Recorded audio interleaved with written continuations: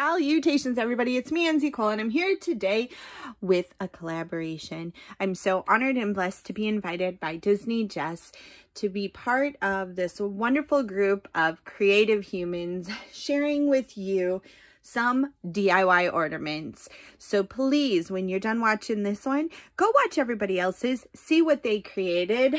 And today I'm gonna show this one. I have all the other channels linked down below, but this is one of the quilted ornaments. I make these all the time. It takes me roughly about an hour to complete. It's no sew. You can use an iron for better creases, but I don't. And let's get right into this. First, we're going to choose some fabric. I have my main fabric and then two accents. I wanted some trim and ribbon. I have a cutting tool, rotary blade, a heat source too. The push pins are 1 1/4 inch and 7/8 inch, and I like to use a thimble to save my finger. Some foam balls, they come in a 6-pack at $5.99. Use a coupon at Joann's, and then a hot glue gun. And that's really all you need. Find the picture you want to center in the middle of your ornament and cut a 3 by 3 inch square. I personally chose to go with Donald, and then for my second one I chose Mickey and Minnie together. Again, cut 3 inch by 3 inch. It doesn't have to be exact, as it does have some leeway. You're going to stretch it and stuff.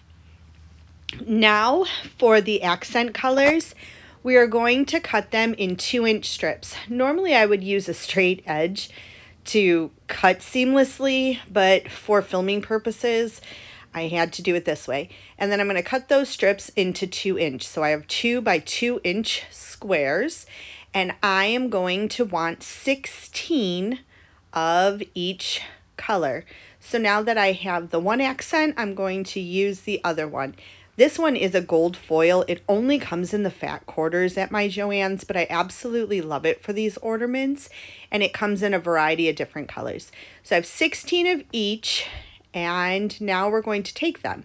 We're going to fold them in half and then fold them in half again, finding their center. Inside the center, I like to use the long 1 1/4 inch pin, and I put it right in the middle so that the pin is sticking out of the colored surface. Now I have all of those 16 done. I'm going to do it with the exact same thing to the secondary one. I have 32 little panels and my 3 by 3 inch main focal points. You can put pins in them to hold them. I don't like to add too many pins, as it tends to get harder to push them in. Now with these foam balls, they have a ridge, so I can find the exact center, and I know I have a line around the circumference. I'm going to put this in, the square in, folding it in half, and it should be about 1/4 inch or so away from the center line. Then I'm going to take each corner and fold them down, putting a push pin in them to keep them there. I like to use the smaller ones for this. I don't really know why. I think I just get more in the container. And then I'm going to center it right across with the next one. You can use one of the panels because you're going to want about a 2-inch gap. And then you go ahead and push that in. And again, you're going to take each corner down and then put a pin in them to secure them, finding the halfway point, or roughly. As long as it's mostly centered, it won't look too off. And then you're going to do the exact same process with those and going around again. It's the 2 inches away, and then from there we're going to center one last one in between all of them. When I do that, I pull taut on the fabric to make sure that there's less bubbling and that everything is very taut.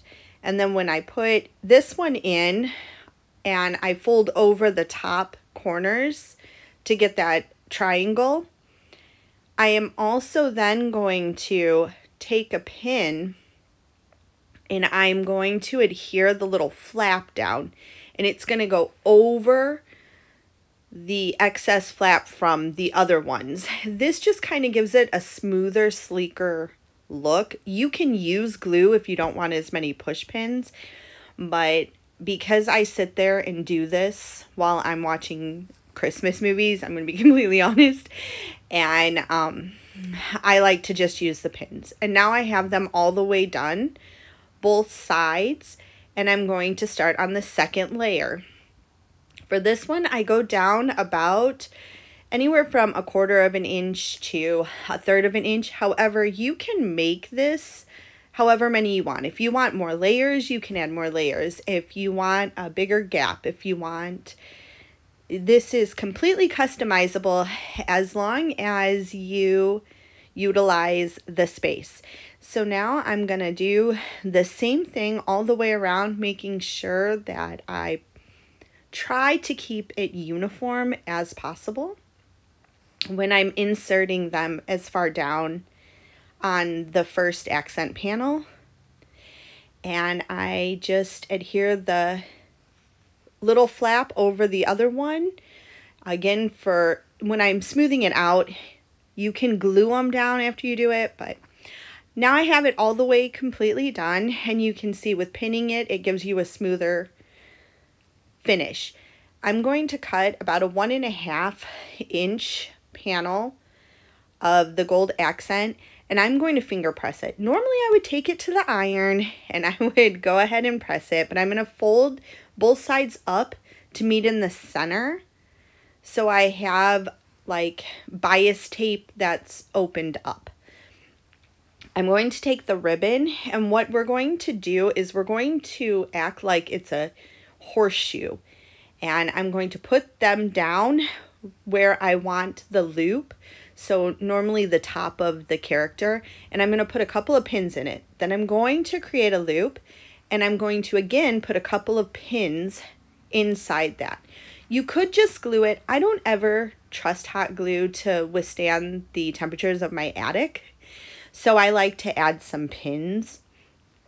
And once we have that, we're going to cut off the excess, and then we're going to basically do the same thing with the tape that we made. We're going to fold it over, so it's going to be like inside out. The bad side's going to show, and you're going to put that up towards the loop you made.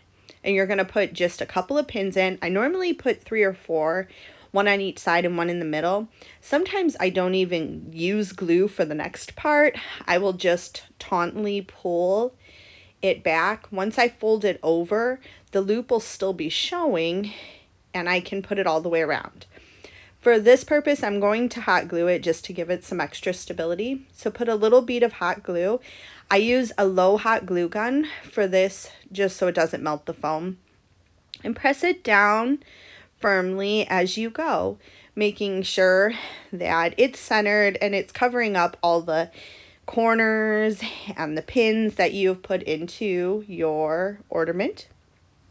Once you get towards the end, you are going to leave just a little bit, like 1/4 of an inch again, and cut off the excess. I like to then fold that under so both the seams meet with the loop in the middle. And I will go ahead and put some pins in that. I will force them in from the side like you see and push them all the way down. Once I have just one on each side in, I am going to add a little bit more glue right there. But at this point, it's really not needed most of the time. If you don't want to use glue, you can use double-sided tape too, or like I said, I just use the pins and mine work perfectly fine. I secure all of the ribbon down, and now I'm going to take a trim that I really liked, and I've cut it, and I'm going to heat seal the edge because the last thing I want is for this to fray. And I really like the placement, so I'm going to just glue this on down, making sure to center it throughout the whole entire ornament, and till it's a desired look that I like. We're going to go all the way around this with the trim. I could have stopped at the other one, but I really liked the way that the colors just kind of brought out the colors in the snowflake and the Mickey and Donald fabric. Once we get to the end, we're going to cut that and heat seal it again because you don't want it to fray. And most of the cording or trims that I would use will tend to fray if not heat sealed. And once we do that, we'll glue down that last little part and we are done. We have created these ornaments. I hope you enjoyed. Thank you so much for watching. Not great at these voiceovers, but I'm trying. So I thank you so much for watching. I hope you enjoyed. Let me know if you recreate one of these. If you do this, please tag me on Instagram or something. I would love to see. I learned how to do this at a craft fair, just sharing creative outlets with somebody who had a booth by me. And it's been a staple ever since. I really love the way they look. They look very old-fashioned. And I thank you so much. I hope you are enjoying your holidays and that you have a great, big, beautiful tomorrow. Bye-bye.